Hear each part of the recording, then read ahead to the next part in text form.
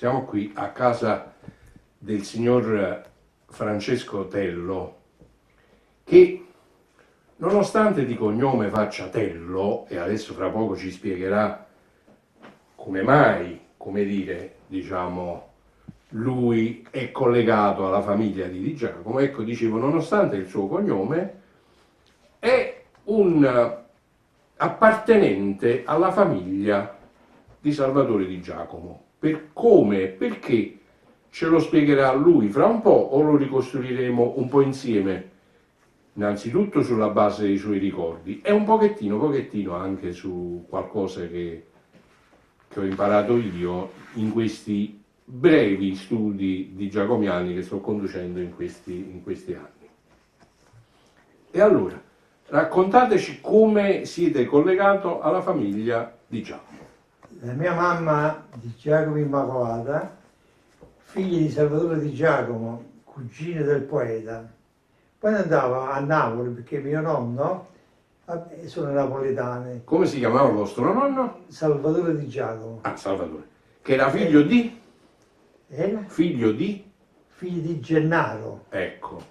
Quindi partiamo un momento da Gennaro. Ecco, fatemi vedere la fotografia. Gennaro, fratello del padre del poeta. Oh, ecco qua, abbiamo Uno ricostruito dei un pezzo. fratelli, so che Uno erano dei tutti fratelli. fratelli. Nove.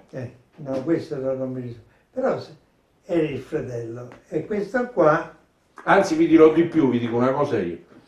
Uno dei 6 fratelli, fra maschi e femmine, che non erano prete, perché 3 avevano abbracciato. Poi, hai visto che se la ricordi? adesso come l'ha detto, sì, Hai visto? era sacerdote. Erano sacerdoti, Sì. in qualche modo. 3 su 9? 3 su 9 erano sacerdoti. E poi Proseguite. ho detto questo qua è il padre di mio nonno. Mio nonno, giovane qui, Salvatore Di Giacomo, cugino del poeta, questo qua si vede. Loro abitavano a Porta Grande, Capodimonte, esattamente ai Ponti Russi. I Ponti Russi, a via Macedoni, sempre che se ricordo bene che si chiamava. E dove abitava anche la sorella del mio nonno, Carolina Di Giacomo. E allora io che so, Carolina quando dice scende da Carolina andare a 12, lui ha fatto riferimento alla cugina, perché mia mamma mi raccontava che questa era la più piccola dei cugini, che lui era molto affezionato a questa ragazza. Ma non è che Don Salvatore era un po' innamorato di questa Carolina? Bravo, bravo. Buttammola là, no? Ma era il tra cugini. No, si a usava, volte, a volte- Succedeva, si usava. a volte ci sta, dice, mi innamorato. E No, quel bene Fratello. è bene, però io penso che no. Poi non lo so. E mia mamma, che andavano quasi spesso a trovare, perché non aveva figli, No. di Giacomo, andavano a trovare questo zio, a questa zia che li voleva molto bene. E se non ricordo bene, mi diceva che sei verso Santa Lucia, quelle parti, mi Sì, diceva mia mamma. c'è stata una casa a E Santa poi Lucia, via Chiaia, cosa poi alla fine si sono spostati a via Ascensione a Chiaia. ecco, allora stiamo là, qualcosa di dico. Allora mia mamma andava anche, mi raccontava che non so quante volte è andata, però è andata a Marigara dove ci sta la finestra così, e mi raccontava che lei c'era il fiore, le annaffiò una volta. Allora per Salvatore Di Giacomo, visto che io ho fatto il libro Poesie napoletane, ho fatto anche le poesie di Salvatore Di Giacomo, e logicamente me lo lette più con piacere rispetto a Nicolardi oppure a Costa, non so se... Libro di Ettore De Mura. Ettore De Muro. Allora io lo tengo, infatti lui disse tutte le prime tirature sono di Franco, e lui addirittura me li doveva, come si chiama? Autografare. E invece dopo questo per farmi registrare, poi ha abbandonato. Questo c'ha 70 anni. Poi comunque io ho lo puscoletto che ho tolto da questo libro di Salvatore Di Giacomo. Un sedicesimo. Sedicesimo. E questo C'è sta- qua, però, aspetta un po', Bravo. questo qua è un'altra cosa. Questa è un disegno molto famoso. Adesso non mi ricordo se è di Pietro Scoppetta o è di Migliaro. Credo che sia di Migliaro. Famoso pittore napoletano che era anche molto amico di Salvatore Di Giacomo. Questo credo che sia Salvatore Di Giacomo a 17 anni, una cosa del genere. Vediamo se c'è scritto, no, non c'è sta. Salvatore Di Giacomo, vabbè, c'è un po' di biografia. Perché non ci avete detto, ma lo diciamo adesso, che voi, fra i tanti mestieri che avete fatto, è stato anche il compositore, tipografo. Quindi questo fascicoletto l'avete composto voi all'interno. Tutto quello che è scritto, il piombo l'ho fatto io. Che poi ci stanno gli stampature a rotative che faceva prima le bozze per dare il benestare, ok, che lui vedeva, leggeva e poi diceva ok, per il sedicesimo che lui leggeva lo dava a me, che sono questi qua. Cioè questi qua sono passati nelle mani proprio di Ettore De Mura, dal letto, proprio questi qua. Mia mamma Di Giacomo, ecco, vediamo così, questo parla quando ero giù. Quindi ripetiamo, la figlia di Salvatore mio nonno, Salvatore Di Giacomo, cugino. E lei ha conosciuto il poeta. Era più giovane, mamma, perché il poeta minimo teneva più di 40 anni quando mamma ha conosciuto. Certo, Salvatore, il poeta, è nato nel 1860. È del 7. È del 7, quindi 50. Sì, era più coetaneo col mio nonno, col cugino. Sì. Diciamo sì, e loro quelli che sono i nipoti questi qua, no? Però mi diceva che ha avuto il piacere di frequentare la casa del poeta, perché la signora, dopo tanti anni, mi sembra che se la sposò, Elisa, sì.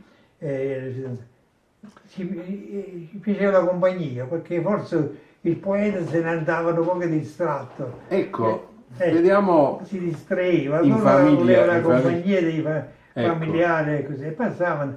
Forse mia mamma, che era ricamatrice, sarta, si andava a fare proprio qualche lavoretto. La moglie del poeta, ricordiamo che si chiamava Elisa. Ma era una maestra, una professoressa di pianoforte, di musica. No, questa è la mamma, questa è la mamma di Salvatore. Cioè, la mamma era figlia di un maestro del conservatorio allora e il cognome fa Buongiorno. Patrizia Buongiorno era la mamma di Salvatore. Era la mamma del poeta. Sì, la mamma del poeta. Che era conservatore. Però dite bene insegnante Elisa, perché Elisa conosce Don Salvatore avendo lei quasi 20 anni di differenza, quasi 20 anni di meno. Conosce Don Salvatore perché deve scrivere una tesi di magistero sul poeta Salvatore Di Giacomo, quindi in anni vicini alla nascita di vostra madre, cioè nel 1905, si conoscono Salvatore ed Elisa perché Elisa lo va a trovare alla Biblioteca Nazionale, dove Don Salvatore ha già incominciato ad avere l'incarico di direttore della Biblioteca Lucchesi Valli. O era ancora bibliotecario, ma mi confondo io, non mi ricordo bene. Ho studiato ma non abbastanza. Tornerò a riaprire i libri per vedere con precisione come stavano le cose. Della Bibbia, Ora si conobbero, si innamorarono e nacque questa storia, insomma, un po' curiosa, con una differenza di età notevole. La mamma, Patrizia Buongiorno, era molto possessiva nei confronti di Don Salvatore. Quindi finché è stata viva lei non si sono potuto sposare. Ecco. È una cosa triste da dire. Non lo sapevo, però.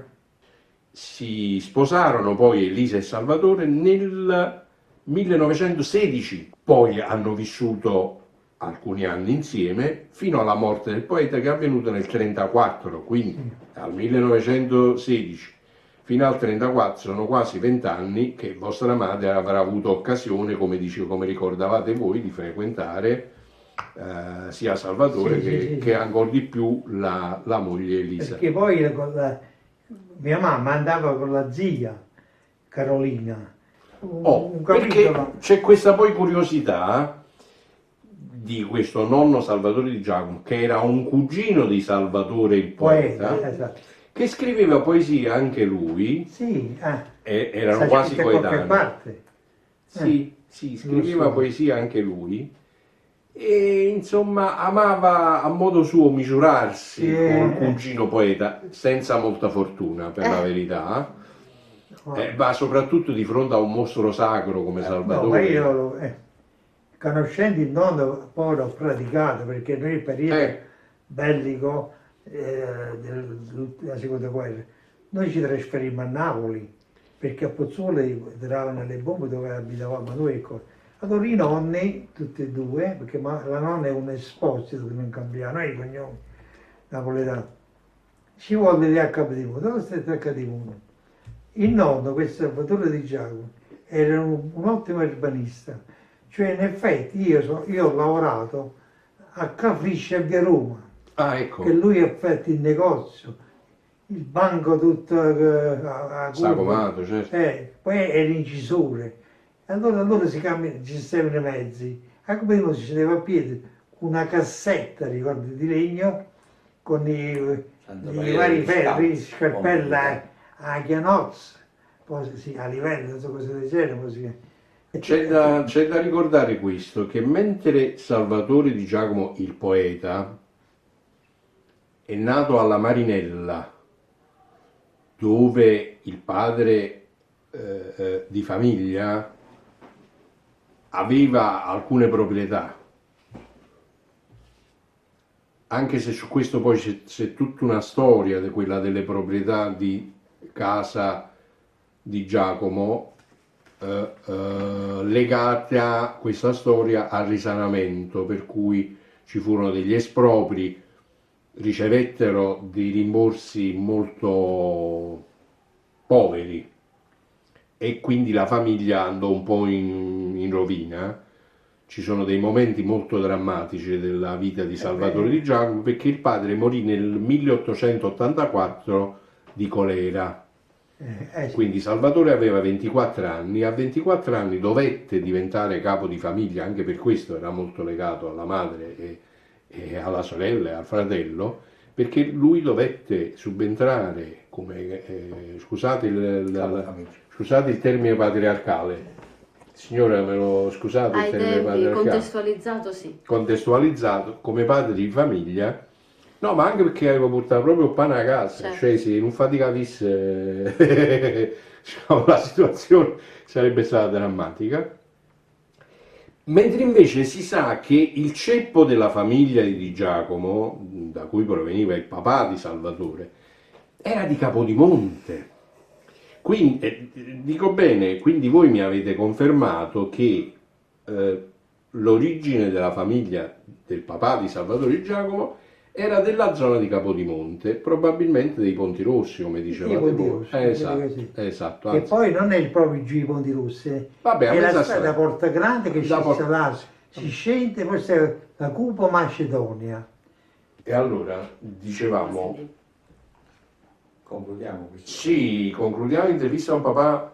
Abbandono gli studi in medicina, questo forse è nuovo, che vi dico, raccontatelo a me da mio nonno Salvatore di Giacomo, che il cugino poeta andava all'università perché il padre, essendo medico, voleva che il figlio diventasse medico. Lui non voleva, aveva tutto, Non era portato. perché il genitore insistiva. Andava senza voto, dopo il liceo, questo mi contava mio nonno.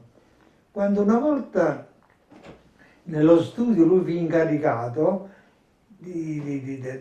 da altri medici di prendere una cassetta e di portarla in sala in anatomia, così. Per le scale lui giambò e cadde. E allora questi resti umani, che lui non sapeva, rimase così impressionato, Thomas Sowell dice non voglio fare più niente, e se n'è andato all'università. Questo posso accertare che mia nonna me l'ha raccontato. Poi la verità, voi che siete studiosi, è vero o non è vero? Allora, Cioè è vero, che si racconta. allora, torniamo a un argomento che abbiamo accennato poco fa per Mare Chiaro. La storia Salvatore Di Giacomo, il poeta, l'ha raccontata in un certo modo, ma quello che ha raccontato è la verità o no? Non sono io a metterlo in dubbio. Illustri studiosi di Salvatore Di Giacomo, per tutto ciò che Salvatore Di Giacomo ha raccontato della sua stessa vita, hanno nutrito dei dubbi. Certo, sul fatto che corrispondessero poi a fatti realmente accaduti, con precisione. Allora, a Napoli c'è un verbo bellissimo che si dice attonnare, che significa arrotondare. Romanzare. Allora, bravo, significa cioè romanzare, arricchire, no? Come Abbellire. tutti i bravi narratori. Allora Salvatore Di Giacomo è un master nell'attonnatura, cioè era un signor narratore che amava. Dunque lui l'ha raccontata in questo modo, simile. Però questa testimonianza è molto interessante perché, come dire, è più semplice, è più normale la vicenda. Lui invece dice che c'era una figura particolare di custode dell'università che aveva queste mansioni certe volte di portare queste cassette e che questo custode sarebbe inciampato quasi rovesciandogli addosso questi resti umani di cui lui resta. Ma se invece il cugino Salvatore racconta che sia un episodio capitato a Salvatore il poeta in prima persona, è interessante perché può darsi che forse è accaduto veramente così, cioè qualcosa di più semplice. Lui di non più... ha voluto fare E la lui figura del trasportatore. Bravo, del trasportatore, cosa che Che invece è credibile per uno studente al secondo anno, dovesse essere appena iscritto al terzo, insomma. Non so se mi spiego, quindi è una testimonianza molto interessante dal mio punto di vista. Sì, parlando di questo, scusa un po', perché in famiglia succede che cose si coprono un po', si dicono pulite le cose, non si dice tutti i particolari. Ma certo. E sarà stato così. Il nonno mi raccontava questo, il nonno. Il suo Voi siete cugino. testimone, quindi quello che vi raccontava il nonno, il suo cugino. Purtroppo i nonni ci stanno più. Vabbè. Cioè, so io, racconto che le poi valutate, Certo. qual è, che dice lo scrittore, che dice lui. Però giustamente ciò che voi mi raccontate è giusto. Noi dobbiamo E noi- raccontare i fatti, non dobbiamo fare valutazioni, Perché pure- non so chi che decide che è successo Perché veramente. ognuno ha le sue riserve. Allora, dicevo, stavamo dicendo la medicina che ha abbandonato il poeta per emozione resti umani, agli scritti per certo, ricordare. Chiuso argomento poeta.